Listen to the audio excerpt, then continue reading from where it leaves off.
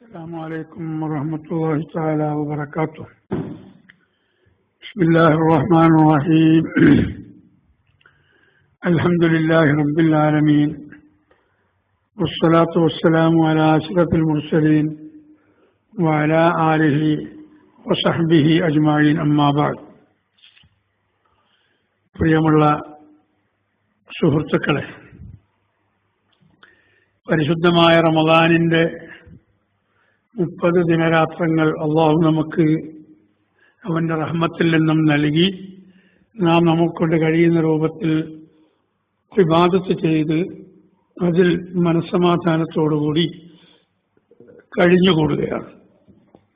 അള്ളാഹു നാം ചെയ്ത എല്ലാ ഇബാദത്തുകളും നമ്മളിൽ നിന്ന് പരിപൂർണമായി സ്വീകരിക്കുമാറാകട്ടെ. എന്തെങ്കിലും ന്യൂനതകൾ, പാകപ്പിഴവുകൾ അതിൽ വന്നുപോയിട്ടുണ്ടെങ്കിൽ അള്ളാഹു ഗഫൂർ റഹീമാണ്, ഗഫാറാണ്. എല്ലാം അള്ളാഹു നമുക്ക് പുറത്തു തന്ന് അവന്റെ റഹ്മത്തിന്റെ ആ തിരുനോട്ടം നമ്മളിലേക്ക് നോക്കി അവന്റെ യഥാർത്ഥ അടിയാറുകളിൽ ഉൾപ്പെടുത്തി അള്ളാഹു നമ്മളെ അനുഗ്രഹിക്കുമാറാകട്ടെ. റമദാൻ കഴിഞ്ഞു എന്ന് മനസ്സിലാക്കി ദുആയിൽ നിന്ന് ആരും പിന്നോട്ട് പോകരുത്. ഇനിയും നാം കൂടുതൽ അള്ളാഹുവിനോട് ദുആ ചെയ്യണമെന്ന് പ്രത്യേകമായി ഓർമ്മിപ്പിക്കുന്നു. റമദാനിൽ നാം പ്രധാനമായും ദുആഇനെ കുറിച്ചാണ് സംസാരിച്ചത്.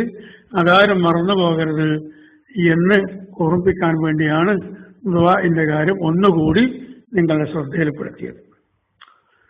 ഇൻഷാ അള്ളാഹ് ഒരാഴ്ചയും കൂടി കഴിഞ്ഞാൽ, അഥവാ അടുത്ത വ്യാഴാഴ്ചയാണ് നമ്മുടെ മതപാഠശാലകൾ തുറക്കേണ്ട ദിവസം.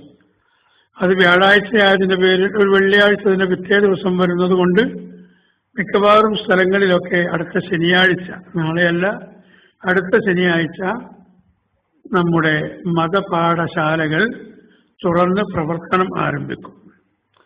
അപ്പോൾ പുതിയ കുറെ കൊച്ചു കുട്ടികൾ പുതുതായി നമ്മുടെ സ്ഥാപനത്തിലേക്ക്, മദ്രസകളിലേക്ക് വരാനുണ്ടാകും. ഹയർ സെക്കൻഡറി കഴിഞ്ഞ് കുറച്ച് കുട്ടികൾ പോകാനും ഉണ്ടാകും. അങ്ങനെ എല്ലാവരുടെയും ഒരു സംഗമമായിരിക്കും തുറക്കുന്ന ദിവസം. വരുന്നവരുണ്ടാകും, പോകുന്നവരും ഉണ്ടാകും. അന്ന് പ്രധാനമായും ഒരു ദുആ ഒക്കെ നടത്തി കുട്ടികളെ പ്രവേശനോത്സവം ഭംഗിയാക്കി കുട്ടികൾക്കൊക്കെ മധുര പലഹാരം വിതരണം ചെയ്ത് നാം നമ്മുടെ ഈ പുതുവർഷത്തിന് ആരംഭം കുറിക്കും. ഇങ്ങനെയൊക്കെ നാം അതിനെ വരവേൽക്കുമെങ്കിലും ഒരു കാര്യം വളരെ വ്യക്തമായി നാം മനസ്സിലാക്കണം. എല്ലാ ഞാഞ്ഞൂലുകളും തലമുക്കുകയാണ്. അതിൽ കരിമൂർഖനുമുണ്ട്, അതിൽ പെരുമ്പാമ്പുമുണ്ട്, അതിൽ മറ്റു പല വിഷജീവികളുമുണ്ട്. വിഷം ചീറ്റുന്നവരുണ്ട്, തുലം കുറഞ്ഞവരുണ്ട്, എണ്ണം കൂടിയവരുണ്ട്, കുറഞ്ഞവരുണ്ട്, പലരും ഉണ്ട്. ഈ പറയുന്ന മുഴുവൻ ആളുകളുടെയും ഏക ലക്ഷ്യം പരിശുദ്ധമായിരിക്കുന്ന ദീനിന്റെ സംസ്ഥാപനത്തിന് വേണ്ടി 1400 കൊല്ലങ്ങൾക്കപ്പുറം അസ്ഹാബുൽ ബദർ നടത്തിയ ആ ത്യാഗത്തിന്റെ സ്മരണകൾ പുതുക്കിക്കൊണ്ട് നാം ദീനീ പ്രവർത്തനത്തിന്റെ പുതിയ മുഖം തുറക്കുമ്പോൾ ഈ കക്ഷികളുടെയൊക്കെ ആവശ്യം ഇവിടെ അത് ഊതിക്കെടുക്കലാണ്, അതില്ലായ്മ ചെയ്യലാണ്. ദീൻ ഇവിടെ വളർന്നാൽ ഈ തൽപര കക്ഷികളുടെ ഒരു കുതന്ത്രവും ഇവിടെ നടക്കുകയില്ല. അപ്പൊ എന്തൊക്കെ കെണിവലകളുണ്ടോ അതൊക്കെ അവർ വലിച്ചിടും. ഏതൊക്കെ തടസ്സങ്ങളുണ്ടോ അത് മുഴുവനും അവർ വാരി വലിച്ചു കൊണ്ടുവരാൻ നോക്കും. നമുക്ക് പരീക്ഷണത്തിന്റെ സന്ദർഭമാണിത്. മുഅ്മിനീങ്ങളായ ആളുകൾക്കാണല്ലോ പരീക്ഷണം ഉണ്ടാവുക. മുഅ്മിനീങ്ങൾക്കേ പരീക്ഷണം ഉണ്ടാവുകയുള്ളൂ, മറ്റുള്ളവർക്ക് പരീക്ഷണമില്ല. അവർ സുഖലോലുപരായി ജീവിക്കുകയാണ്. അവരുടെ ആവശ്യങ്ങളൊക്കെ അല്ലാഹു തആല ഇങ്ങനെ പൂർത്തിയാക്കി കൊടുക്കുകയാണ്. എന്നിട്ട് അവർ ഇടയിലില്ലാത്ത ആട്ടിൻപറ്റങ്ങളെപ്പോലെ അലഞ്ഞ് തിരിഞ്ഞു മേഞ്ഞു നടക്കുകയാണ്. മേഞ്ഞു നടക്കുക എന്ന് പറഞ്ഞാൽ അവർ ഭക്ഷണം കഴിക്കുന്നതിനാണ് മേയുക എന്ന് പറയുക. ആടുകളെ വിട്ടാൽ അവർ പറമ്പിലേക്ക് പോയി പുല്ല് പുഷ്പങ്ങളൊക്കെ അവർക്ക് ഭക്ഷിച്ചുകൊണ്ടിരിക്കും. അതിനാണ് മേയുക എന്ന് പറയുക. ആ മേയുന്നതിന് മേക്കാരൻ വേണം. എന്തിനാണത്? ഈ ആടുകൾ അനധികൃതമായി മറ്റാരുടെയും വിളകൾ നശിപ്പിക്കാൻ പോകുന്നുണ്ടോ, അവരെന്തെങ്കിലും കുറ്റകൃത്യങ്ങൾ ചെയ്യുന്നുണ്ടോ, അവർ മോശമായി എന്താണ് ചെയ്യുന്നത്? അപ്പൊ പൊതുവായ സ്ഥലത്ത് കാട്ടിലും മലയിലും വഴിയോരങ്ങളിലുമൊക്കെ ആടുകൾക്ക് യഥേഷ്ടം മേഞ്ഞു നടക്കാം. പക്ഷേ തൊട്ടപ്പുറത്ത് ഒരാൾ കുറച്ച് കപ്പ കൃഷി ചെയ്തിട്ടുണ്ട്. അത് ഏകദേശം ഒരടിയോളം പൊങ്ങി വന്നിട്ടുണ്ട്. അതിൽ നല്ല തളിർത്ത ഇലയുണ്ട്. ഒരു ഉദാഹരണം പറഞ്ഞതാണ്. ആ കപ്പ കൃഷി കാണുമ്പോൾ ഈ ആട്ടിൻപറ്റത്തിന്റെ വായിൽ വെള്ളമൂറും. അവർക്കറിയില്ല ഇത് അന്യൻ്റെതാണ്, എനിക്കത് ഭക്ഷിക്കാൻ പാടില്ല എന്ന്. അവർ അങ്ങോട്ട് ഓടും. ഓടി ആ വിളവ് നശിപ്പിക്കും. അങ്ങനെ വരുമ്പോൾ ആ കൃഷിക്കാരന് വലിയ ഭീമമായ നഷ്ടം വരും. അതിനാണ് ഈ ആടുകളെ മേക്കാൻ ഒരു മേക്കാരൻ വേണമെന്ന് പറയുന്നത്. എന്നാൽ ഇതൊരു ഉദാഹരണം പറഞ്ഞതാണ്. ഇവിടെ കുറെ മനുഷ്യ കോലത്തിലുള്ള ഇത്തരം ആളുകളുണ്ട്. അല്ലാഹു ഖുർആനിൽ പറഞ്ഞ ഉലൈക കൽ അൻആം എന്നുള്ള പറഞ്ഞില്ലേ, അവർ നാൽക്കാലികൾക്ക് സമമാണ്. 4 കാലുള്ള ആളുകളെയാണ് നാൽക്കാലികൾ എന്ന് പറയുക. അവർക്ക് സമമാണ് ഇവർ. ഈ നാൽക്കാലികൾ എന്തൊക്കെ ചെയ്യുമോ അതൊക്കെ ഇവരും ചെയ്യും. ഒന്നുകൂടി വല്ലതും അവരുടെ നാൽക്കാലികളെക്കാൾ പരസ്പരം കുത്തി കീറുകയും കൊല്ലുകയും നശിപ്പിക്കുകയും എല്ലാം ചെയ്യുന്നവരാണ് ഈ വിഭാഗം എന്ന്. അങ്ങനെയുള്ള കുറെ ആളുകൾ ഇവിടെ സ്വൈരവിഹാരം നടത്തുന്നുണ്ട് എന്ന് ഞാൻ പറയാതെ തന്നെ നിങ്ങൾക്കറിയാം. ഇപ്പോ ഏതാനും ദിവസങ്ങളായി നാം പല ഭാഗത്തുനിന്നും കേട്ടുകൊണ്ടിരിക്കുന്നതാണ് പള്ളിയിലുള്ള ജുമുഅ മുടക്കുക, വിശ്വാസികളുടെ ജുമുഅ മുടക്കുക. ഇപ്പൊ 2 ദിവസം മുമ്പും പള്ളിയിലുള്ള നിസ്കാരം മുടങ്ങി, പോലീസ് വന്ന് പള്ളി പൂട്ടിയിരിക്കുന്നു. ഇങ്ങനെയൊക്കെ ചെയ്യാൻ ഈ നാൽക്കാലികൾക്ക് സമന്മാരായ കുറെ ആളുകൾ അവർ രംഗത്തിറങ്ങിയിട്ടുണ്ട്. അവരുടെ ലക്ഷ്യം ഇവിടെ പള്ളി വേണം എന്നില്ല, അവർക്കിവിടെ മദ്രസ വേണം എന്നില്ല, അവിടെ വെച്ച് പരിശുദ്ധമായ ദീനിന്റെ കാര്യങ്ങൾ പഠിക്കണം എന്നില്ല. ഈ രാജ്യത്തെ എന്തെങ്കിലും താല്പര്യത്തിന് വേണ്ടി സിന്ദാബാദ് വിളിക്കുന്ന ഒരു കക്ഷിയെ വളർത്തിയെടുക്കൽ മാത്രമാണ് അവർക്ക് ലക്ഷ്യം. അവരുടെ ഇടയിലാണ് 1400 കൊല്ലങ്ങൾക്ക് മുമ്പ് മഹാന്മാരായിരിക്കുന്ന അസ്ഹാബുൽ ബദർ ആവശ്യമായ ആയുധമില്ലാതെ മറ്റൊരു സന്നാഹങ്ങളും ഒരുക്കങ്ങളുമില്ലാതെ ഈമാനികമായിരിക്കുന്ന ആവേശം ഒറ്റ കാരണം കൊണ്ട് സർവവിധ ആയുധ വിഭൂഷിതരായ നല്ല മല്ലന്മാരായിരിക്കുന്ന 1000-ലധികം വരുന്ന ആളുകളോട് വളരെ ന്യൂനപക്ഷമായിരിക്കുന്ന ആളുകൾ അവർ ലാ ഇലാഹ ഇല്ലല്ലാഹ് എന്ന കലിമത്ത് തൗഹീദിൽ അചഞ്ചലമായി വിശ്വാസമർപ്പിച്ചുകൊണ്ട് അവർ ആ രണാങ്കണത്തിലേക്ക് ഇറങ്ങിയപ്പോൾ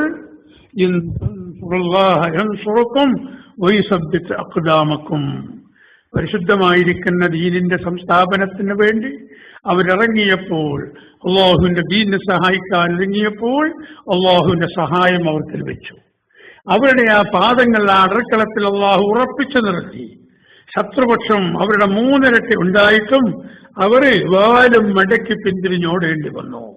അതിൽ നിന്ന് പാഠം ഉൾക്കൊണ്ട് വേണം ബഹുമാനമുള്ള സുഹൃത്തുക്കളെ ഈ മദ്രസ രംഗത്തേക്ക്, ഈ അധ്യയന വർഷത്തേക്ക് നാം പ്രവേശിക്കാനെന്ന് ഒരു സൂചന നിങ്ങളുടെ ശ്രദ്ധയിൽ ഞാൻ പെടുത്തുകയാണ്. ഞാനിത് പറയാനുള്ള കാരണം ചില വാട്സപ്പ് ഗ്രൂപ്പുകളിലൊക്കെ ചില പോസ്റ്റുകൾ കണ്ടു. ഒരു മദ്രസയിലും AP മൊയ്ലിയാമാരെ എത്രയോ EK ഇനീശ്വരുള്ള മൂല്യമാര് ഇന്ന് ഇതിലുണ്ട്. അപ്പൊ ഒരുവണ് AP എന്നുള്ള ഇനീശ്വരുള്ള മൂല്യമാരെടുത്തതെന്ന ഞാൻ മനസ്സിലാക്കുന്നത്. പക്ഷെ അതിന്റെ തത്വം അങ്ങനെയല്ല. സുന്നത്ത് ജമാഅത്തിൽ അധിഷ്ഠിതമായി പ്രവർത്തിക്കുകയും സുന്നത്ത് ജമാഅത്തിന്റെ വിശ്വാസം ഉൾക്കൊള്ളുകയും ചെയ്യുന്ന പണ്ഡിതന്മാരെ നിങ്ങളെ മഹല്ലത്തുകളിൽ, നിങ്ങളെ മദ്രസകളിൽ നിർത്തരുത് എന്നാണ് ഇവർ പൊതുജനങ്ങളോട് ആവശ്യപ്പെടുന്നത്. എന്തേ ഇവരെ നിർത്തരുതെന്ന് പറയാൻ കാരണം, ഇവർ നിന്നാൽ അവിടെ ദീനിനെ പരിപോഷിപ്പിച്ചു കൊണ്ടുവരും, സുന്നത്ത് ജമാഅത്ത് വ്യക്തമായി പ്രചരിപ്പിക്കും, സുന്നത്ത് ജമാഅത്തിന്റെ ആശയത്തിലായി ജനങ്ങളെ അണിനിരത്തും, സുന്നത്ത് ജമാഅത്തിന്റെ സംസ്ഥാപനത്തിന് വേണ്ടി അഹോരാത്രം അവർ പ്രവർത്തിക്കും. എന്നാൽ ചേളാരി വിഭാഗത്തിൻ്റെവരാണെങ്കിലോ അവർ ഈ ബ്രോയിലർ കോഴികളെ തയ്യാറാക്കിയെടുക്കുന്നത് പോലെ എവിടെയോ വെച്ച് 10 ദിവസത്തെയോ 15 ദിവസത്തെയോ ഒക്കെ ക്ലാസ് കൊടുത്ത് എന്താണ് ദീനെന്നറിയാത്ത, എന്താണ് ഒരു ദീനീ ചിട്ടയിൽ ദീൻ പ്രചരിപ്പിക്കുന്ന ആളുകളുടെ വേഷവിധാനം എന്തെന്നറിയാത്ത ഒരു രൂപത്തിലുള്ള കുറച്ചാളുകളെ മദ്രസാരംഗത്തേക്ക് അവർ പടച്ചുവിട്ടിട്ട് അവർ മദ്രസാരംഗത്തെ കുലുഷിതമാക്കാൻ ഒരുങ്ങുന്നു. കാരണം ഖൈറുക്കും മൻ തഅല്ലമൽ ഖുർആന വഅല്ലമഹു, അല്ലാഹുവിന്റെ റസൂൽ നമ്മളെ പഠിപ്പിച്ചു. നിരവധി ജോലികൾ ഈ രാജ്യത്തുണ്ട്, നിരവധി ജോലികളുണ്ട്. വലിയ വലിയ ഓഫീസുകളിൽ വെറും ശിപായി കൊണ്ടുവരുന്ന അല്ലെങ്കിൽ LD ക്ലർക്ക് കൊണ്ടുവരുന്ന ആ ഫയൽ ആ ക്ലർക്ക് തന്നെ അതിങ്ങനെ മറിച്ചു കൊടുക്കും. ഒരു കൈ കൊണ്ട് അതിലൊന്നിങ്ങനെ ഒരു പച്ചപശി കൊണ്ടൊക്കെ ഒപ്പിടുന്ന ഒരു ജോലി. അയാൾ വലിയ ഉന്നത ഉദ്യോഗസ്ഥനാണ്, അതൊരു ജോലിയാണ് അല്ലേ.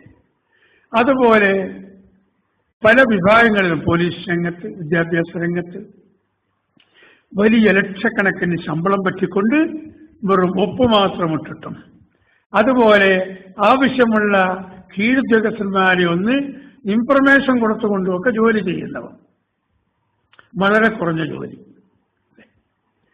അങ്ങനെ കൈക്കോട്ട് കലക്കുന്ന അധ്വാനം ചെയ്യുന്നവർ, ടാപ്പിംഗ് നടത്തുന്നവർ, കച്ചവടം നടത്തുന്നവർ, ഇതൊക്കെ ജോലിയാണ്.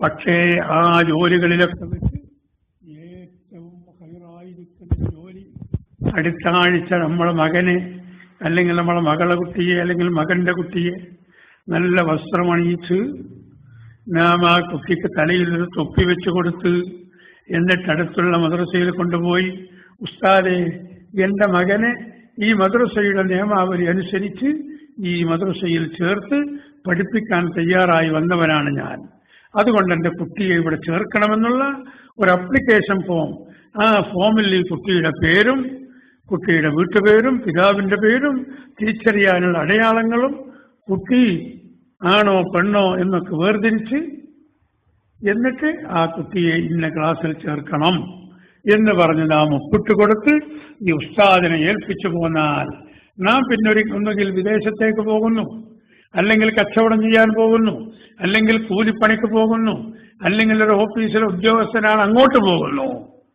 പിന്നെ ഈ കുട്ടിയോട് കളിച്ച് രസിച്ച് ഉല്ലസിച്ച് മോനെ നിന്റെ വീട്ടിൽ ആരൊക്കെയുണ്ട് അല്ലേ, അപ്പൊ ഇപ്പച്ചിയുണ്ട്, ഇമ്മച്ചിയുണ്ട്, ഇക്കാക്കയുണ്ട് എന്നൊക്കെ കുട്ടി ഇങ്ങനെ സംവദിച്ച് 1-2 ദിവസം ഈ കുട്ടികളോട് ഈ ഉസ്താദുമാരിങ്ങനെ ഇടപഴകി കുറഞ്ഞ സമയം കൊണ്ട് ഈ കുട്ടികളെ ഉസ്താദുമാർ വശത്താക്കിയിട്ട് ആദ്യത്തെ ഒരക്ഷരം അലിഫ് എന്നുള്ളത് പഠിപ്പിച്ചു കൊടുത്തിട്ട് അവിടുന്നാണ് പിന്നെ ഈ കുട്ടി പഠനത്തിൽ ഉയർന്നു വന്ന് മഹാനായ മർഹൂം താജുൽ ഉലമ അടക്കമുള്ള 60 കൊല്ലത്തോളം ദർസ് നടത്തി പാരമ്പര്യത്തോടുകൂടി ഈ ലോകത്തോട് യാത്ര പറഞ്ഞ മഹാനായ താജുൽ ഉലമയും 1000-ഓളം വലിയ പണ്ഡിതന്മാർക്ക് ഇന്നും സഹീഹുൽ ബുഖാരി ഓതിക്കൊടുക്കുന്ന നമ്മളെ ബഹുമാന്യനായ നേതാവ് ഖമറുൽ ഉലമ കാന്തപുരം ഉസ്താദും ഞാൻ 2 ഉദാഹരണം പറഞ്ഞതാണ്.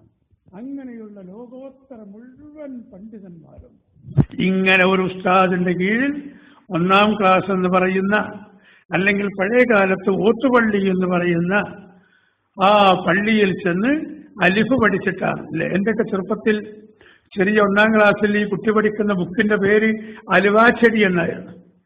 അലുവാച്ചെടി അത് നാടന്മാരിട്ടൊരു പേരാ. എന്താ അലിഫ് പഠിപ്പിക്കുന്ന ഒരു പുസ്തകത്തിന് പേരായത്. അങ്ങനെ ഈ ഉസ്താദുമാർ പഠിപ്പിച്ചിട്ടാണ് ഈ കുട്ടികൾ മതരംഗത്ത് ഉയർന്നു വരുന്നത്. മതരംഗത്ത് ഈ കുട്ടികൾ ഉയർന്നു വരുന്നത് ഈ ഉസ്താദുമാർ പഠിപ്പിച്ചിട്ടാണ്.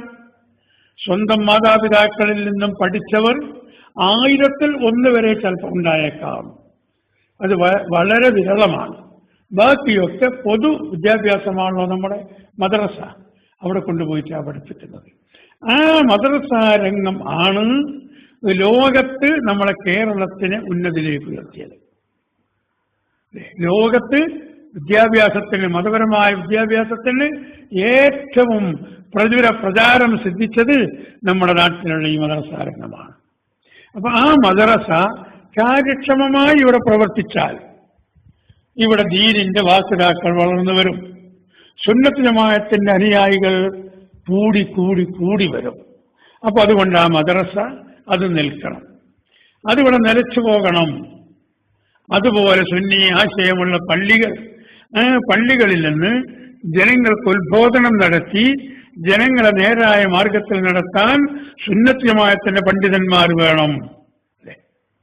അതിന് മറുവിഭാഗം അംഗീകരിച്ചിരിക്കുന്നു.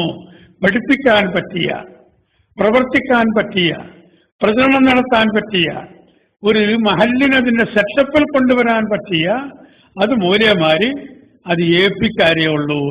ഓലഭാഷയാണ്, ഓലഭാഷയാണ്. ഇപ്പൊ ഇതിന്റെ അടുത്ത് ഒരു സ്ഥലത്ത് ചേളാരി വിഭാഗത്തിന്റെ ഒരു ജനറൽ ബോഡി ഉണ്ടായിരുന്നു, നോമ്പിന്റെ കുറച്ച് ദിവസം മുമ്പ്. ആ ജനറൽ ബോഡി എന്തിനാണ് അവർ വിളിച്ചത്? ആ ജനറൽ ബോഡി വിളിച്ച പ്രദേശത്ത് 8 മാലിന്യങ്ങൾ ജോലി ചെയ്യുന്നുണ്ട്. 8ൽ 8 പേരും സുന്നി യുവജന സംഘത്തിൽ മെമ്പർഷിപ്പ് എടുത്തവരാണ്. 8ൽ 8 പേരും മഹാനായ റഈസുൽ ഖമറുൽ അംഗീകരിക്കുന്നവരാണ്. പക്ഷേ ആ ജോലി ചെയ്യുന്ന ആ പ്രദേശത്ത് അവരതിൻ്റെതായ ഒരു പ്രവർത്തനത്തിനും അവർ ഇറങ്ങുകയില്ല. അവിടെ എസ്ബിഎസിന് യോഗം സംഘടിപ്പിക്കാനോ അല്ലെങ്കിൽ മറ്റൊരു സ്ഥലത്ത് എസ്ബിഎസിന്റെ പരിപാടിയുണ്ട് അതിലേക്ക് ആളെ സംഘടിപ്പിച്ചു കൊണ്ടുപോകുവാനോ അല്ലെങ്കിൽ അവിടെയുള്ള ആളുകളെ വിളിച്ച് നിങ്ങളൊക്കെ AP ഉസ്താദ് നേതൃത്വം കൊടുക്കുന്ന കേരള മുസ്ലിം ജമാഅത്തിലോ എസ്ബിഎസിലോ മെമ്പർമാരാകണമെന്ന് പറയാനോ അതിനൊന്നും അവർ നിൽക്കില്ല. അവരുടെ ഡ്യൂട്ടി അവിടെ വരുന്ന കുട്ടികൾക്ക് ദീന് പഠിപ്പിച്ചു കൊടുക്കലാണ്, അത് മാത്രം. പക്ഷേ അവർ മഹാനായ കാന്തപുരം ഉസ്താദിന്റെ പ്രസ്ഥാനത്തെ അംഗീകരിക്കുന്നവരായി എന്ന കാരണം കൊണ്ട് അവരെ ഒഴിവാക്കണമെന്ന് ആവശ്യപ്പെടാനാണ് ജനറൽ ബോഡി വിളിച്ചു ചേർത്തത്. അപ്പോൾ 14 അംഗങ്ങളുള്ള വർക്കിംഗ് കമ്മിറ്റി, അവരിൽ നിന്ന് 6 ആളുകൾ ഇവരെ ഒഴിവാക്കണമെന്നും 8 ആളുകൾ ഒഴിവാക്കണ്ട എന്നവർ കമ്മിറ്റിയിൽ തന്നെ ഉണ്ട്. എന്നാൽ നാം ജനറൽ ബോഡി വിളിച്ച് തീരുമാനിക്കുക എന്നടിസ്ഥാനത്തിൽ വിളിച്ച ജനറൽ ബോഡിയായിരുന്നു. ആ ജനറൽ ബോഡിയിലെ ചർച്ചക്കിട്ടപ്പോൾ 3ൽ 2ന്റെ ഭൂരിപക്ഷത്തോടുകൂടി, അഥവാ 100 ആളുകൾ ആ ജനറൽ ബോഡിയിൽ പങ്കെടുത്തിട്ടുണ്ടെങ്കിൽ 60ലധികം ആളുകളും ഉസ്താദുമാരെ പിരിച്ചുവിടരുതെന്ന് പറയുന്നത്. അതിന് നാടൻ മനുഷ്യന്മാർ പറഞ്ഞത് കുട്ടികൾക്ക് വേണ്ടതുപോലെ ഖുർആൻ പഠിപ്പിക്കാൻ ഏപ്പിന്റെ മൂല്യമാരേ പറ്റുള്ളൂ. ഒരു മൊയിലാരെ കണ്ടാൽ മൊയിലാരാണെന്ന് തോന്നണമെങ്കിൽ ഏപ്പിന്റെ മൊയിലാരേ പറ്റുള്ളൂ. അതുകൊണ്ട് പറ്റില്ല എന്ന് പറഞ്ഞ് ആ ജനറൽ ബോഡിയിൽ ആ ഉസ്താദുമാരെ തന്നെ വെക്കാൻ തീരുമാനിച്ചു. അങ്ങനെ ചർച്ചയൊക്കെ വന്ന് ആയപ്പോയിൽ നമ്മുടെ സുന്നീവന സംഘത്തിന്റെ പ്രവർത്തകർ ഇങ്ങനെ സിലബസിനെ കുറിച്ച് അവിടെ ചർച്ച ചെയ്തപ്പോൾ അള്ളാഹുവിന്റെ തൗഫീഖ് കൊണ്ട് ആ സ്ഥലത്തിപ്പോ സുന്നി വിദ്യാഭ്യാസ ബോർഡിന്റെ സിലബസ് നടത്താൻ തീരുമാനിച്ചു. ഒരു 10-35 രക്ഷിതാക്കൾ അവർ അവിടെ നിന്ന് തെറ്റിപ്പോയി. അവർ ഷെഡ് വെച്ച് കെട്ടി ചേളാരി ബോർഡ് നടത്താനും തീരുമാനിച്ചു. ഇതെന്റെ ഈ തീരുമാനമുണ്ടാകാൻ കാരണം നാട്ടുകാർക്ക് മനസ്സിലായി ഇത് സുന്നത്ത് ജമാഅത്തിന്റെ ആശയവും ആദർശവും റസൂലുള്ളാഹിയും സ്വഹാബത്തും പഠിപ്പിച്ച ദീന് അതുകൂടെ പഠിപ്പിക്കാൻ കാന്തപുരത്തിന്റെ ആളുകൾക്ക് തന്നെ ശരിക്ക് കഴിയുകയുള്ളൂ. ഇത് ബോധ്യപ്പെട്ടത് കൊണ്ട് ആണ് ഈ പേപ്പട്ടികളെ പോലെ ഇപ്പൊ മിനിഞ്ഞാന്ന് നമ്മൾ എടവണ്ണപ്പാറക്കടത്തുണ്ടായ സംഭവം അങ്ങനെയല്ലേ? ആവശ്യമില്ലാതെ കുഴപ്പമുണ്ടാക്കി പോലീസിനെ വിളിച്ചു വരുത്തി പള്ളി പൂട്ടിക്കുക. എന്താ ഓരോ ഉദ്ദേശം പൂർത്തിയായി? ഓരോ ആവശ്യം എന്താണ്? ഇവിടെ പള്ളിയിൽ ബാങ്ക് വിളിക്കരുത്, നിസ്കാരം നടക്കരുത്, മദ്രസ നടക്കരുത്, ദീന് പഠിപ്പിക്കരുത് എന്നുള്ളതാണ്. അപ്പൊ അങ്ങനത്തെ ഒരു അന്തരീക്ഷത്തിലേക്കാണ് നാം ഈ അധ്യയന വർഷത്തിന്റെ മുഖത്തേക്ക് വരുന്നത് എന്ന് പ്രിയമുള്ള സഹോദരന്മാർ മനസ്സിലാക്കണം. അതുകൊണ്ട് നാം എന്ത് ചെയ്യണം എന്നാ ഒന്ന് ആലോചിക്കുക. ഇൻഷാ അല്ലാഹ് നാം എന്താണ് ഈ രംഗത്ത് നമുക്ക് പ്രവർത്തിക്കാനുള്ളത്? വളരെ കൂടുതൽ കരുതലോടെയും അതിനേക്കാൾ കൂടുതൽ ക്ഷമാശീലരായിക്കൊണ്ടും കാര്യബോധത്തോടുകൂടിയും അർപ്പണ മനോഭാവത്തിലും നാം സടകുടഞ്ഞ് രംഗത്ത് വരണം. മറുഭാഗത്ത് നിന്ന് പ്രകോപനങ്ങളും പ്രലോഭനങ്ങളും നിരവധി ഉണ്ടാകും. ആ ഉണ്ടാകുന്നതൊന്നും നാം കണക്കിലെടുക്കരുത്. അവർ പ്രകോപനമുണ്ടാക്കട്ടെ, നാം ക്ഷമിക്കുക. നാം ദീനിന്റെ വാക്താക്കളാണെന്നുള്ള ഒരു ധാരണ നമ്മുടെ മനസ്സിൽ എപ്പോഴും ഉണ്ടായിരിക്കുക. അതനുസരിച്ച് നാം കാര്യങ്ങൾ മുന്നോട്ട് നീക്കുക. എന്നിട്ട് പരിശുദ്ധമായിരിക്കുന്ന ദീനിന്റെ പ്രവർത്തന മേഖലയിൽ കഴിവിന്റെ പരമാവധി സജീവമാവുക. ഇവിടെ മദ്രസ തുറക്കുന്ന സമയത്ത് പ്രശ്നങ്ങൾ ഉണ്ടാക്കാൻ കരുതിക്കൂട്ടി ഇറങ്ങിത്തിരിക്കുന്നവരുണ്ടാകും. നമ്മുടെ സ്ഥാപനങ്ങൾക്ക് എന്തെങ്കിലും സഹായങ്ങൾ ചെയ്യുന്നവരുണ്ടെങ്കിൽ അവരെ മുടക്കുന്നവരുണ്ടാകും. നിഷ്പക്ഷമതികളായിരിക്കുന്ന ആളുകൾ അവർ രാഷ്ട്രീയം മറ്റൊന്നായിരിക്കും. ഏത് രാഷ്ട്രീയമോ ആകട്ടെ, നാം അങ്ങനെ രാഷ്ട്രീയത്തിനെ പരിഗണിക്കാറില്ലല്ലോ.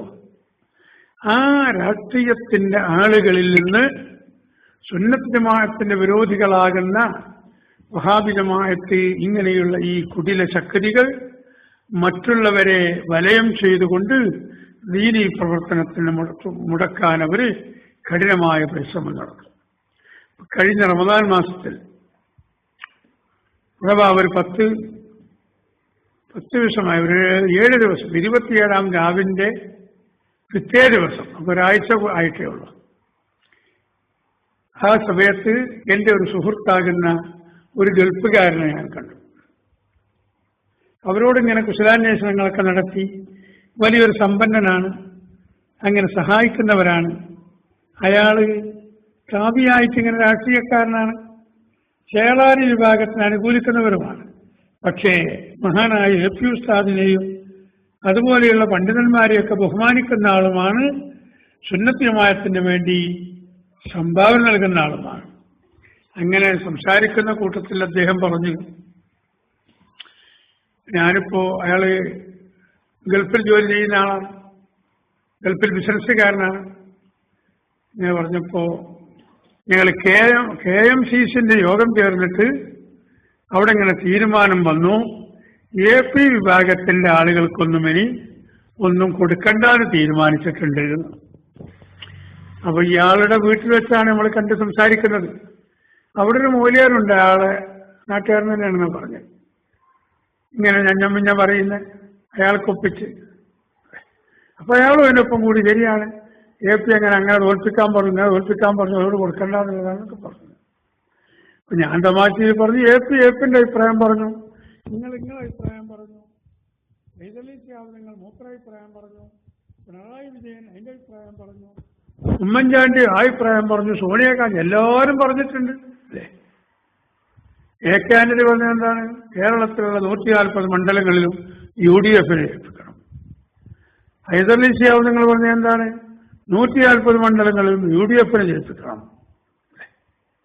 പിണറായി പറഞ്ഞ എന്താണ്? 140 മണ്ഡലങ്ങളിലും LDFനെ ജയിപ്പിക്കണം അല്ലേ. കുമ്മനം മറ്റേ BJPന്റെ ആള് പറഞ്ഞ എന്താണ്? 140 മണ്ഡലങ്ങളിലും BJPനെ ജയിപ്പിക്കണം. അങ്ങനെ എല്ലാവരും പറഞ്ഞത് അങ്ങനെ തന്നെയാണ്. പക്ഷെ ജയിച്ചതോ, ജനങ്ങൾ വോട്ട് ചെയ്തവരൊക്കെ ജയിച്ചു, അല്ലാത്തവരൊക്കെ തോറ്റു. അപ്പൊ തോൽക്കലും ജയിക്കലും ഒക്കെ എല്ലാ ഭാഗത്തും ഉണ്ടായിട്ടുണ്ട്. ആചാര്യ ആദ്യം നമ്മൾ പ്രശ്നമായി കണക്കിലെടുക്കേണ്ടതില്ല. അത് ഇലക്ഷൻ വന്നു, കഴിഞ്ഞു, പോയി, അല്ല അതുകൊണ്ട് ഇങ്ങനെ തീരുമാനിച്ചിട്ടുണ്ട്. അപ്പൊ ഞാൻ പറഞ്ഞു, ഇതിപ്പോ നിങ്ങളിങ്ങനെ തീരുമാനിച്ചു, പക്ഷെ ഖുർആനിൽ ഒരു നിർദ്ദേശമുണ്ട്. എന്താണ് നിർദ്ദേശം? വിശദമായി പറയേണ്ടതാണ്, ഞാനത് പറയുന്നില്ല, ഇപ്പോഴും പറയാൻ സമയമല്ല. ഒരു സമ്പത്ത് അല്ലാഹു സുബ്ഹാനഹു വ തആല ഒരു മനുഷ്യനെടുക്കൽ അവൻ ഔദാര്യമായി നൽകിയിട്ടുണ്ടെങ്കിൽ, അഥവാ ഒരാൾ സമ്പന്നനാക്കിയിട്ടുണ്ടെങ്കിൽ, അയാൾ വലിയ പണക്കാരനാണ്, ഭൂസ്വത്തിന്റെ ഉടമയാണ്, കച്ചവടക്കാരനാണ് എങ്കിൽ ഒഫീഹി ഹഖ്ഖുൽ ലിസ്സാഇലി വൽ മഹ്റൂം, ഇത് ഖുർആൻ നിർദ്ദേശമാണ്. ആചാര്യ ഈ തന്ന സമ്പത്തിൽ നിങ്ങളെ വീട്ടിൽ ചോദിച്ചു വരുന്ന ആളുകൾക്ക്, അതുപോലെ നിങ്ങളെ കുടുംബക്കാർക്ക്, അങ്ങനെ ദീനുമായി ബന്ധപ്പെട്ട പലതിനും ഒരു ഹക്ക്, ഒരു അവകാശം ഇതിലുണ്ട്. സക്കാത്തിന്റെ അവകാശം വേറെ തന്നെയാണ്, നിർബന്ധമായ അവകാശം. അതുകൂടാതെ ചോദിച്ചു വരുന്നവർ അവർ ആരായിരുന്നാലും തന്റെ വീട്ടിന്റെ പടിക്കൽ വന്നാൽ അവരെങ്ങനെ പ്രകോപിപ്പിച്ച് മടക്കി അയക്കാൻ പാടില്ല. വഹാബിയാണ് വന്നതെങ്കിൽ ആ വഹാബിനെയും ചീത്ത പറഞ്ഞ് മടക്കി അയക്കരുത്. വഹാബിന്റെ സ്ഥാപനത്തിൽ വളർന്നു കൊടുക്കണ്ട, വന്ന ആൾക്ക് വേണമെങ്കിൽ ഒരു 10 ഉറുപ്പ്യ കൊടുത്തിട്ട് നീ നടന്ന് നീ ഇതിന് ചായ കുടിച്ചോ. ഒരു മാനുഷിക പരിഗണന, ഒരു മനുഷ്യത്വം. അതുപോലെ ആചാര്യെ നമ്മളവിടെ നിങ്ങളടുത്ത് വരുന്ന ആളുകളെ സമീപിക്കുമ്പോൾ അവർക്കൊരു അവകാശമുണ്ട്. ഇതിൽ അല്ലാഹു തആല AP വിഭാഗത്തിന്റെ ആളുകൾക്ക് കൊടുക്കരുതെന്ന് പറഞ്ഞിട്ടില്ല. ഇപ്പൊ ഈ KMCCക്ക് അവിടുന്ന് ഒരു പുതിയ ഖുർആൻ ഇറങ്ങിയതിൽ ചോദിച്ചു, KMCCക്ക് മാത്രമായിട്ട് ഖുർആൻ ഇറങ്ങിയിട്ടുണ്ടോ? AP വിഭാഗത്തിന്റെ ആളുകൾക്ക് കൊടുക്കരുതെന്ന് പറഞ്ഞ്. അപ്പൊ അത് ഖുർആനെതിരല്ലേ? ഞാൻ ചോദിച്ചു, നിങ്ങൾ ഈ യോഗത്തിൽ ആ അഭിപ്രായം പറഞ്ഞ ആളെ നിങ്ങൾക്ക് പരിചയമുണ്ടോ ആചാര്യ? നമ്മളെ കാര്യമായൊരു ക്ലോസ് ഫ്രണ്ടാണ്. അയാൾ എന്നോട് സമ്മതിക്കേണ്ടി വന്നു. അവസാനം ഈ അഭിപ്രായം പറഞ്ഞവൻ വഹാബിയായിരുന്നു. ലീഗിന്റെ മറവിൽ, രാഷ്ട്രീയത്തിന്റെ മറവിൽ ഈ രാഷ്ട്രീയ ഭിക്ഷാന്തേഹികൾ, ദീനിന്റെ ശത്രുക്കൾ, ഈ സാധുക്കളായിരിക്കുന്ന തോനെ ഒന്നും വേണ്ടതുപോലെ ചിന്തിക്കാത്ത ഇങ്ങനെയുള്ള പണക്കാരെ രാഷ്ട്രീയത്തിന്റെ പിത്തലാട്ടം ഒരു ഹൃദയത്തിലേക്ക് ഏറ്റിക്കൊടുത്തുകൊണ്ട് നമ്മൾ രാഷ്ട്രീയത്തിന് എതിർത്ത ആളാണ് ഇന്ന മൂല്യാര്, ആ മൂല്യാരോട് അനുഭവമുള്ളവർക്കൊന്നും ഒന്നും നമ്മൾ കൊടുക്കണ്ട. അതിനിങ്ങനെ ഒരു കാരണം പറഞ്ഞാൽ ഈ മൂല്യന്മാർ മുഴുവനും പിന്നെ പണി നിർത്തും. മദ്രസ ഉണ്ടാവില്ല, പള്ളി ദർസ് ഉണ്ടാവില്ല, അറബി കോളേജുകൾ ഉണ്ടാവില്ല.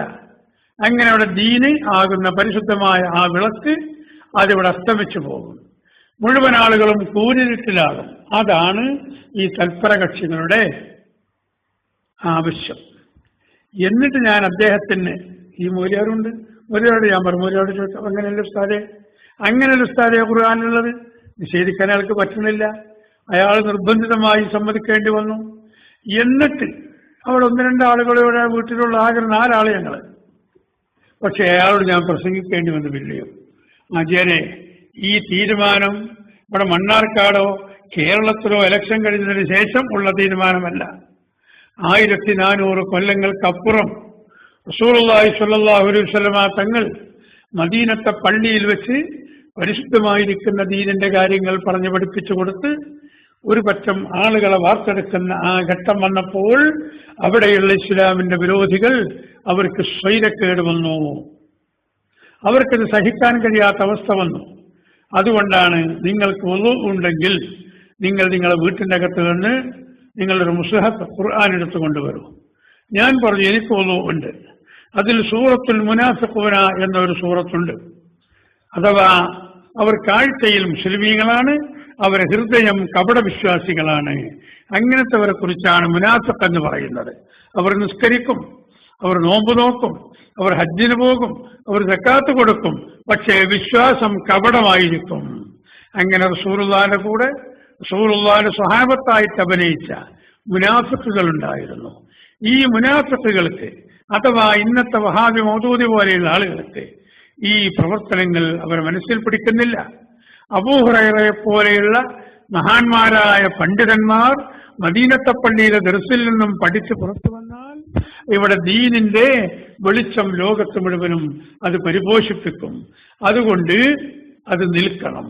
ഈ സുഫത്തിന്റെ അഹലുകാരായി പള്ളിയിൽ കഴിഞ്ഞുകൂടുന്നവർക്ക് അവിടെ പള്ളിയിൽ വരുന്നവർ കൊടുക്കുന്ന ചെറിയ ചെറിയ സംഭാവനകൾ, അല്ലെങ്കിൽ കുറച്ച് ഈത്തപ്പഴം, അല്ലെങ്കിൽ കുറച്ച് മുന്തിരി, അല്ലെങ്കിൽ ഒട്ടകത്തിന്റെയോ ആടിന്റെയോ പാല്, ഇതൊക്കെയാണ് അവരുടെ ഭക്ഷണത്തിനുള്ളത്.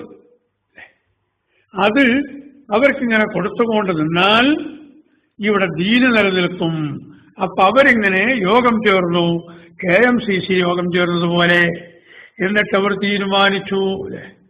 എന്താ തീരുമാനിച്ചത്? ലാ തുൻഫിഖൂ അലാ മൻ ഇൻദ റസൂലില്ലാഹ് ഹത്താ യൻഫളൂ. ഖുർആൻ പറയുന്ന സൂറത്തുൽ മുനാഫിഖൂനത്ത് പരിശോധിച്ചു നോക്കിയാൽ കാണാൻ കഴിയും. ഹുമുല്ലദീന യഖൂലൂന ലാ തുൻഫിഖൂ അലാ മൻ ഇൻദ റസൂലില്ലാഹ്. റസൂലുള്ളാഹിയുടെ അടുക്കൽ പരിശുദ്ധമായിരിക്കുന്ന ദീന് പഠിച്ചുകൊണ്ടിരിക്കുന്ന ഈ മുതഅല്ലിമീങ്ങൾക്ക് അവരുടെ ഭക്ഷണാവശ്യത്തിന്, അവരുടെ വസ്ത്രത്തിന്, അവരുടെ മറ്റാവശ്യങ്ങൾക്കൊന്നും കൊടുത്തു പോകരുത്. ആരും ഒന്നും കൊടുക്കരുത്, ഒന്നും അവർക്ക് സദഖ ചെയ്യരുത്, ഒന്നും അവർക്ക് സംഭാവന കൊടുക്കരുത്. എന്തേ അവർ ചെയ്ത തെറ്റ്? മദീനമാകുന്ന പ്രദേശത്ത് കച്ചറയുണ്ടാക്കിയിട്ടില്ല, വിപ്ലവമുണ്ടാക്കിയിട്ടില്ല, ആരെയും അടിക്കാൻ പോയിട്ടില്ല, ചീത്ത പറയാൻ പോയിട്ടില്ല. പരിശുദ്ധമായിരിക്കുന്ന ദീന് പഠിക്കുന്നു, അത് പഠിപ്പിക്കുന്നു. അങ്ങനെ അള്ളാഹുവിന്റെ ദീന് പ്രചരിപ്പിക്കാനുള്ള പ്രവർത്തനങ്ങളിൽ അവർ മുഴുകുന്നു. അരപ്പട്ടിണിയിലും മുഴുപ്പട്ടിണിയിലും കഴിഞ്ഞുകൂടുന്നു. ദിവസങ്ങളോളം ഭക്ഷണം കിട്ടാതിരിക്കുന്നു. അങ്ങനെ ത്യാഗത്തിന്റെ തീച്ചൂളയിൽ പരിശുദ്ധമായിരിക്കുന്ന ദീനിനെ വളർത്താൻ പരിശ്രമിച്ചു കൊണ്ടിരിക്കുന്ന ആ വിഭാഗത്തിന് ലാ തുൻഫിഖൂ അലാ മൻ ഇൻദ റസൂലില്ലാഹ്, ഒരൊറ്റ പൈസ കൊടുത്തു പോകരുത്. എത്ര വരെ അവർ അവധി വെക്കുകയാണ്? ഹത്താ യംഫളൂ, ഒന്നും കിട്ടാതെ അവർ ആ പള്ളിയിൽ നിന്നും പിരിഞ്ഞു പോകും. തീരൊന്നും കിട്ടിയില്ലെങ്കിൽ അബൂ ഹുറൈറയും റളിയല്ലാഹു അൻഹുവും കാരക്കത്തോട്ടത്തിൽ എന്തെങ്കിലും പണിക്ക് പോകും, മദീനത്തെ അങ്ങാടിയിൽ എന്തെങ്കിലും കച്ചവടം ചെയ്യാൻ പോകും, മറ്റെന്തെങ്കിലും കൂലിപ്പണിക്ക് പോകും. അപ്പൊ ഇവിടെ ഈ ദീന് പഠിക്കലില്ലാതെയാകും, ദീനിന്റെ പ്രചരണം നിൽക്കും. അതുകൊണ്ട് അത് നിൽക്കാൻ വേണ്ടി പരിശുദ്ധമായിരിക്കുന്ന ദീന് ഇവിടുന്ന് തുടച്ചു നീക്കാൻ നാം ചെയ്യേണ്ട പണി ഒന്നും ചെയ്യരുതെന്നാണ് അന്ന് KMCCന്റെ യോഗം ചേർന്ന് വഹാബിയാകുന്ന മുനാഫിഖ് വന്ന് മറ്റുള്ളവർക്ക് നിർദ്ദേശം കൊടുത്ത് അവർ മറ്റുള്ളവരോട് പ്രചരിപ്പിച്ചത്. ഇന്ന് അതിന്റെ മറ്റൊരു പതിപ്പാണ് ഈ വഹാബികൾ ചെയ്തു കൊടുക്കുന്നത്.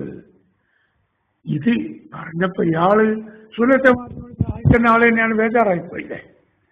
എന്നിട്ട് ഞാൻ പറഞ്ഞു അദ്ദേഹത്തോട്, പക്ഷേ ആജിയാർ ഒരു കാര്യം മനസ്സിലാക്കണം, ഈ ലോകത്തുള്ള സ്വത്ത് മുഴുവനും അള്ളാഹു KMCCനെ മാത്രമല്ല ഏൽപ്പിച്ചിട്ടുള്ളത്, ഒരു രാഷ്ട്രീയക്കാരെ മാത്രമല്ല ഏൽപ്പിച്ചിട്ടുള്ളത്. വലില്ലാഹി ഖസാഇനുസ് സമാവാതി വൽ അർദ്, ഈ രാജ്യത്തുള്ള മുഴുവൻ സമ്പത്തിന്റെയും ലോകത്തിന്റെ തന്നെ അതീശാധികാരം അത് രാജാതിരാജനായ റബ്ബുൽ ഇസ്സത്തിന്റെ കൈകളിലാണ്, അതിന്റെ കടിഞ്ഞാണുള്ളതെന്ന് മനസ്സിലാക്കണം. മാളിക മുകളിലേറിയ മന്നന് ചുമലിൽ മാറാത്തേറ്റുന്നതും ഭവാൻ. കുഞ്ചതമ്പേരെ കവിതയുണ്ട്, കുഞ്ചതമ്പേരെ കവിതയാണ്, ഖുർആൻ അനുസരിച്ച കവിതയാണത്. الملك من تشاء وتعز الملك ممن تشاء وتعز من تشاء وتذل من تشاء بيدك الخير. ഖുർആൻ അല്ലാഹു തആല പറഞ്ഞതാണ്, ഈ ലോകത്തിന്റെ മുഴുവൻ അധികാരങ്ങളും അള്ളാഹുവിന്റെ കയ്യിലാണ്. ചില ആളുകൾക്ക് അള്ളാഹു സമ്പത്തൊന്ന് കൊടുത്ത് പരിശോധിക്കും, അധികാരം കൊടുത്ത് പരിശോധിക്കും, അവരിൽ നിന്നും അധികാരം നീക്കിക്കളയും, മറ്റുള്ളവരിൽ നിന്ന് സമ്പത്ത് നീക്കിക്കളയും. ഇതിന്റെ ഒക്കെ മുഴുവൻ ഉത്തരവാദിത്വവും ഖജാനകളുടെ താക്കോൽ, അതിന്റെ പൂട്ട്, അതിന്റെ കടിഞ്ഞാൺ അല്ലാഹുവിന്റെ കയ്യിലാണ്. ആചാരെ വലാകിന്നൽ മുനാഫിഖീന ലാ യഫ്ഖഹൂൻ. ഈ വഹാബികൾക്ക് നേതൃത്വമുള്ള, വഹാബികൾക്ക് മുൻതൂക്കമുള്ള ഈ രാഷ്ട്രീയ പാർട്ടികളുടെ പോഷക സംഘടനയായ KMCCനെ മാത്രമല്ല അല്ലാഹു ഏൽപ്പിച്ചിട്ടുള്ളത്. അതുകൊണ്ട് നിങ്ങൾക്ക് KMCC ആണോ വേണ്ടത്, പരിശുദ്ധ ഖുർആനാണോ വേണ്ടത്? ഒരു പണക്കാരനാണ്, നമ്മളെ സ്ഥാപനത്തിന് ഒരുപാട് സഹായിച്ച ആളാണ്. പക്ഷേ തന്റെ ഇടത്തോടുകൂടെ പറയേണ്ടിടത്ത് പറയേണ്ടതുപോലെ പറയണല്ലോ. അതല്ലേ ദീന് പഠിച്ച ആളുടെ ബാധ്യത. ഈ ബാധ്യത നിറവേറ്റാൻ വേണ്ടി ആചാര്യ നിങ്ങളോട് ഞാൻ പറയുന്നു, ആ തീരുമാനത്തിൽ നിങ്ങൾ മെരിറ്റ്സിൽ ഒപ്പുവെച്ചിട്ടുണ്ടെങ്കിൽ ആ ഒപ്പ് നിങ്ങൾ നിങ്ങളെ മനസ്സിൽ നിന്ന് നീക്കിക്കളയണം. പരിശുദ്ധമായ ദീനിന് നിങ്ങളാൽ കഴിയുന്ന സഹായം നിങ്ങൾ ചെയ്യണം. ഇത് കാന്തപുരത്തിന്റെ വീട്ടിലേക്കല്ല, റഈസുൽ ഉലമയുടെ വീട്ടിലേക്കല്ല, അതല്ലെങ്കിൽ മറ്റേതെങ്കിലും നേതാക്കളുടെ വീട്ടിലേക്കല്ല. പരിശുദ്ധമായ ദീന് നമ്മുടെ നാട്ടിൽ നിലനിൽക്കാൻ വേണ്ടിയിട്ടാണ്. അതിന് സമസ്ത കേരള ജംഇയ്യത്തുൽ ഉലമ എന്ന സംഘടനയ്ക്ക് രൂപം നൽകി ആ സംഘടന ഇവിടെ പ്രവർത്തിച്ചു വന്നത് ദീനിന്റെ വളർച്ചയ്ക്ക് വേണ്ടിയാണ്. സംഘടനയിൽ അഭിപ്രായ വ്യത്യാസം ഉണ്ടായപ്പോൾ അതിന് യഥാവിധി ശരിക്കും നിലനിർത്തിയതും ദീനിന്റെ നിലനിൽപ്പിന് വേണ്ടിയാണ്. നാം ഇവിടെ ഏപ്പിന്റെ ആളുകളായിട്ടോ ചേളാരികളുടെ ആളുകളായിട്ടോ എന്നല്ല, ദീനിന്റെ ആളുകളായി നാം വർത്തിക്കണം. അല്ലേ? നമ്മുടെ വീടുകളിലേക്ക് ഭക്ഷണം തരുന്നവർ AP അല്ല, മറുഭാഗവുമല്ല. നാം അധ്വാനിച്ചിട്ട് കച്ചവടം ചെയ്തിട്ട് കൂലിപ്പണിയെടുത്തിട്ടാണ്. ആശയം എവിടെയാണുള്ളത്? ആദർശം ആരാണ് പറയുന്നത്? ഈ ഉസ്താദിനോട് ചോദിക്ക്, വഹാബി മരിച്ചാൽ മയ്യത്ത് സംസ്കരിക്കുന്നതിന് വിധി എന്ത് എന്ന് നിങ്ങളുടെ ആ ഭാഗത്തുള്ള ഈ ഉസ്താദ് പറയട്ടെ. ഒരു വഹാബി മരണപ്പെട്ടാൽ പണ്ഡിതന്മാരാണെങ്കിൽ അവർക്ക് സംസ്കരിക്കൽ ഹറാമാണ് അല്ല എന്ന് ഈ ഉസ്താദ് പറയട്ടെ. സാധാരണക്കാർക്ക് സംസ്കരിക്കൽ തന്നെ ശരിയില്ലാത്തതാണ്. സാധാരണക്കാരായ ആളുകൾക്ക് അവർ നിസ്കരിക്കാതിരിക്കുകയാണ് വേണ്ടത്. പക്ഷെ അവർ സാധാരണക്കാരാണ്, നിസ്കരിച്ചു എന്ന് കരുതി ഓനള്ള പിടിച്ച് നരകത്തിലൊന്നുമില്ല. പക്ഷെ പണ്ഡിതന്മാരാണെങ്കിലോ അത് വലിയ പാതകമാണ്. ഈ ആദർശമാണ് മഹാനായ കാന്തപുരം ഉസ്താദ് ഇവിടെ പ്രചരിപ്പിക്കുന്നത്. അതാണ് സമസ്തയുടെ ചരിത്രം. ആ സമസ്തയുടെ ചരിത്രം പഠിച്ചുകൊണ്ടാണ് നാം ഇവിടെ യഥാർത്ഥ വിശ്വാസികളായി ജീവിക്കേണ്ടത്. അതുകൊണ്ട് ഇവിടെ KMCCന്റെ നല്ല തീരുമാനം പരിശുദ്ധ ഖുർആന്റേതാണ് സുന്നികൾക്ക്, സുന്നത്ത് ജമാഅത്തിന്റെ അഹ്ലുകാർക്ക്. അത് നിങ്ങൾ മനസ്സിലാക്കണം. ഞാൻ അദ്ദേഹത്തിന്റെ അന്നേരം ഒരു കലക്ഷനൊന്നും ചെന്നതല്ലായിരുന്നു, അതിന്റെ ആവശ്യവുമില്ല. മറ്റൊരു ഭാഗത്തേക്ക് പോയപ്പോൾ അദ്ദേഹത്തിന് ടെലിഫോൺ ചെയ്തപ്പോൾ ഉണ്ടെന്നറിഞ്ഞപ്പോൾ ഒന്ന് നമ്മുടെ ആ ലോകമൊന്ന് പുതുക്കാൻ, സ്നേഹബന്ധം ഒന്ന് പുതുക്കാൻ വേണ്ടി ചെന്നതാണ്. ഒരുപാട് നമ്മളെ സ്നേഹിച്ച സഹായിച്ച ആളുമാണ് അദ്ദേഹം. ഒന്നും അല്ലായിരുന്നിട്ടും നിങ്ങളുടെ നാട്ടിലുള്ള ആളുകൾക്ക് നിങ്ങൾ റമദാനിക്ക് ഭക്ഷണമായി കൊടുക്കൂ എന്ന് പറഞ്ഞ് നല്ലൊരു സംഖ്യ എന്നിട്ട് അദ്ദേഹം കൊണ്ടുതന്നു. ഞാൻ ഉസ്താദ് അംഗീകരിക്കുന്ന ആളാണ്, അദ്ദേഹത്തിന് അറിയായിട്ടല്ല, KMCCന്റെ തീരുമാനത്തിൽ അയാൾ ഒപ്പുവെക്കായിട്ടുമല്ല. കാര്യങ്ങൾ ബോധ്യപ്പെട്ടപ്പോൾ അദ്ദേഹം അങ്ങനെ ചെയ്തു. പിന്നീട് ഞാൻ അദ്ദേഹത്തെ ഇന്നലെ മിനിഞ്ഞാന്ന് പെരുന്നാൾ കഴിഞ്ഞതിന് ശേഷം ഇന്നലെ വ്യാഴാഴ്ച അദ്ദേഹത്തെ ഞാനൊന്ന് വിളിച്ച് രോഗം. അപ്പോ അദ്ദേഹം എന്നോട് പറഞ്ഞത് ഞാൻ ആ തീരുമാനത്തിൽ നിന്നും മാറിയിട്ടുണ്ട് എന്നാണ്. അപ്പൊ ഞാനിത് പറയുന്നത് പ്രിയമുള്ള സഹോദരന്മാരെ, അങ്ങനെ KMCC എന്ന ഗൾഫിലുള്ളൊരു കമ്മിറ്റിയാണ്. നാട്ടിലും അങ്ങനെയുണ്ട്. നാട്ടിലും തീരുമാനിച്ചിട്ടുണ്ട് ഒന്നും കൊടുക്കരുത് എന്ന്. നാട്ടിലും തീരുമാനിച്ചിട്ടുണ്ടാവും മൂല്യമാരമാർ വെക്കരുത് എന്ന്.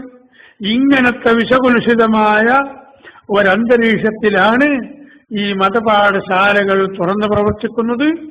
അതുകൊണ്ട് മഹാന്മാരായിരിക്കുന്ന സമസ്ത കേരള ജംഇയ്യത്തുൽ ഉലമയുടെ നേതാക്കൾ നമുക്ക് കാണിച്ചു തന്ന മഹത്തായ ഈ മാർഗത്തിൽ നാം പിന്തുടർന്നുകൊണ്ട് ദീനിന്റെ വാക്കുതാക്കളായി, പ്രവർത്തകരായി, അതിനുവേണ്ടി പരിശ്രമിക്കുന്നവരായി നാം രംഗത്തേക്ക് ചടകുടഞ്ഞെഴുന്നേൽക്കണം എന്ന് നിങ്ങളോട് ആവശ്യപ്പെട്ട് ഇൻഷാ അള്ളാഹ് മറ്റു ചില കാര്യങ്ങളൊക്കെ പറയാനുണ്ട്.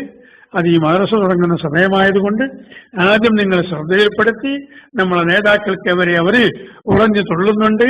10-14 കൊല്ലം മുമ്പ് നടന്ന കാര്യങ്ങളൊക്കെ, 2000 നടന്ന കാര്യം, പശുവും ചത്തി മോരിന്റെ പുളിയും പോയി എന്നിട്ടും മുന്നോട്ടെന്ന് പറഞ്ഞതുപോലെ ഏതോ ചങ്ങാതിമാരൊക്കെ എന്തൊക്കെ പൊടി തട്ടിയെടുത്ത് 5.5 കണ്ടി ഭൂമിയുടെ പാടോ അല്ലെങ്കിൽ 6.5 കണ്ടി, 7 കണ്ടിയാവട്ടെ ഇൻഷാ അള്ളാഹ് നമുക്കതൊക്കെ വളരെ വ്യക്തമായി സുതാര്യമായി പറഞ്ഞു കൊടുക്കാനും കഴിയും.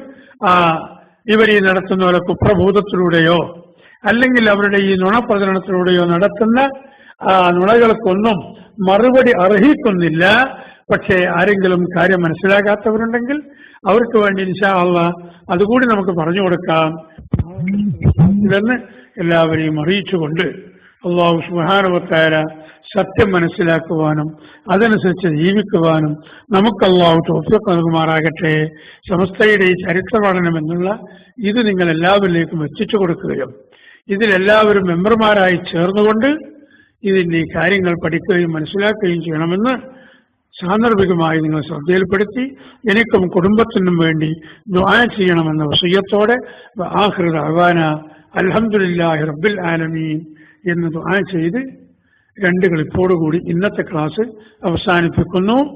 ഒരിക്കൽ കൂടി ദുആ ചെയ്യണമെന്ന വസിയ്യത്തോടെ അസ്സലാമു